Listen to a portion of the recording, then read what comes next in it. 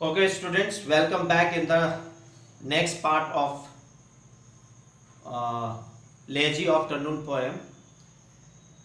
In the last video, we had just recited up to searching the glittering water, जिसमें कि चमकते पानी को सूरज की किरणें जब पानी पे गिरी तो गिरते वक्त जो चमकीला पानी चमचमाने लगता है, तो उस चीज़ों को कौन देख रहा था? बकुल्ले देख रहे थे। तो ये सारे नज़ारों को राइटर भी देख रही थी। तो in that paragraph that we had left, now let's get started. Above a three-toed sloth, grey almost invisible, cling to a branch, lazily dozing.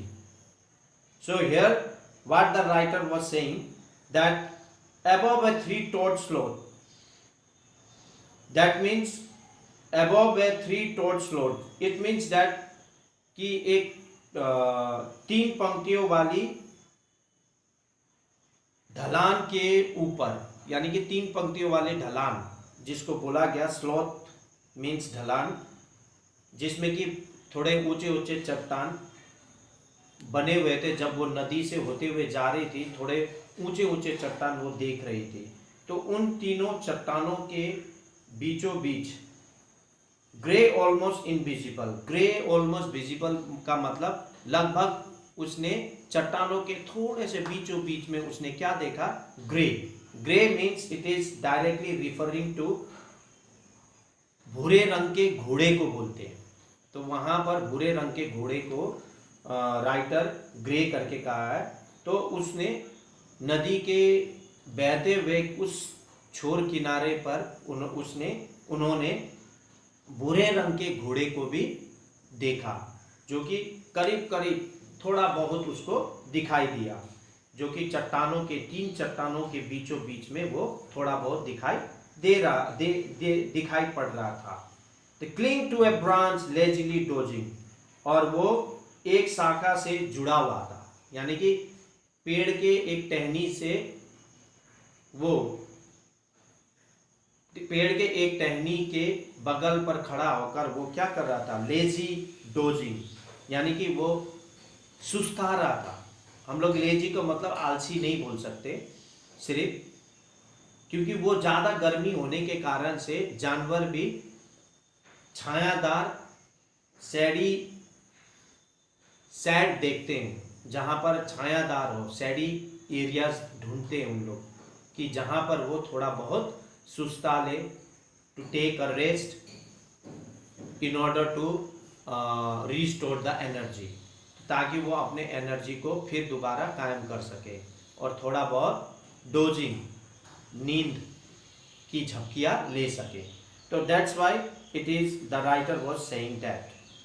तो इसीलिए राइटर भी यही कह रही है कि भूरे रंग का घोड़ा जो उसे दिखाई दे रही थी, करीब करीब दिखाई दे रहे थे, वो पेड़ों के शाखा के साथ जुड़ा हुआ था, और जिसके कारण से वो उधर पे छायादार एरिया मिलने के कारण से वो सुस्ता रहा था।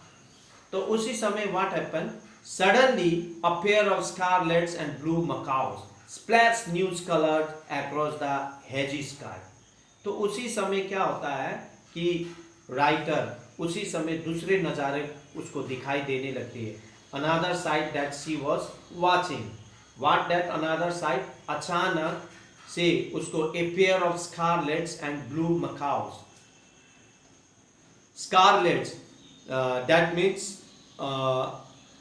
स्कारलेट्स मीन्स लाल और लाल रंग, जिसमें कि नीले रंग की लाल और नीला रंग, स्कारलेट्स एंड ब्लू मकाउस, एक प्रकार का ये तोते की प्रजाति है मकाउस। तो you can see in your book also there is macaws picture, जो कि हल्के ब्लू रंग के हैं और हल्के लाल रंग के हैं। तो this is sort of mixture of colour of macaws. तो ये मकाउस लाल और नीले रंग की जोड़ी मकाउस को वो देखती है। Splash neon colours across the hazy sky. Splash neon colours, जब वो आसमान में उड़ते हुए देख रही थी मकाउस को, तो वो उसको ये लग रहा था कि स्प्लैश नियॉन्स, यानी कि neons it is one type of comparison with gas. Neon एक प्रकार का गैस है जो कि नीले रंग के, हल्के नीले रंग के होते हैं। तो उसके साथ कंपैरिजन, तुलना किया है राइटर ने। तो जो कि जब वो आसमान में उड़ रहे थे तो वो मानो नियॉन गैस की तरह, यानी कि नीले रंग के, उन लोग हल्के नीले रंग के दिख रहे थे। अक्रॉस द हेजी स्काई, यानी कि धुंधले, गहरे धुंधले आकाश के उस पार उनको उड़ते हुए वो देख रही थी। तो इस प्रकार के नज़ारे वो राइटर कह रही है। Next, I sit in my wooden canoe and watch for a while I found a place become part of the forest essence for a while I feed for a while। तो यहाँ पर writer कहती है कि जब उन्होंने इन नज़ारों को जब देखी तो I seat in my wooden canoes and watch, मैं अपनी लकड़ी, यानी कि छोटी लकड़ी की डोंगी में बैठकर वो ये नज़ारों को देखती है और कहती है for a while I find a place, थोड़ी देर के लिए मुझे एक जगह मिली। थोड़ी देर के लिए क्या मिली उसको? एक जगह मिली। वो जगह का क्या है कि she was interred in the nature, वो नेचर, प्राकृतिक में घुस गई थी, हो गई थी, been a part of that nature. तो उस जगह को वो बोल रही है जहां पर उसने ये सारे नेचर के ब्यूटी को पाया। when she was seated lonely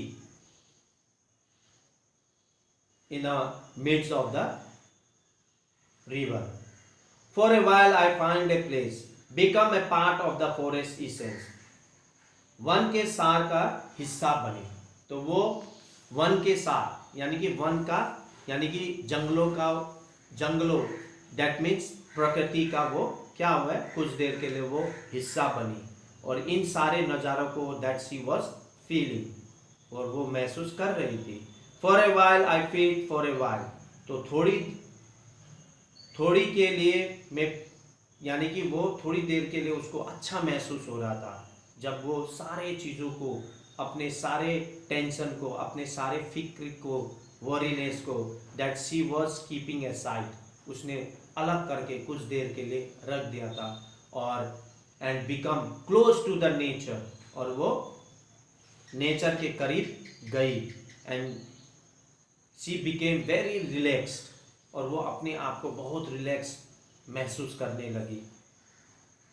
और इसीलिए that's why she said for a while I feet, थोड़ी देर के लिए मैं क्या थी, फिट थी, यानी कि ठीक थी। फॉर ए while यानी कि कुछ देर के लिए मैं थोड़ी सी फिट हुई। तो that's why she was very enhanced by seeing the nature beauty. तो वो अपने प्रकृति की सुंदरता को देखकर वो बहुत ही खींची चली आई, और शी वॉज वेरी रिलैक्स्ड, और बहुत ही वो अपने आप को आराम महसूस करने लगी। So this is the poem that Shelley Garland had shared her feelings and emotions by poem. I hope that you understood, and you all have homework. Page number 23, A, reference to context, and page number 24, B, answer these questions. See you in the next video. Till then, goodbye.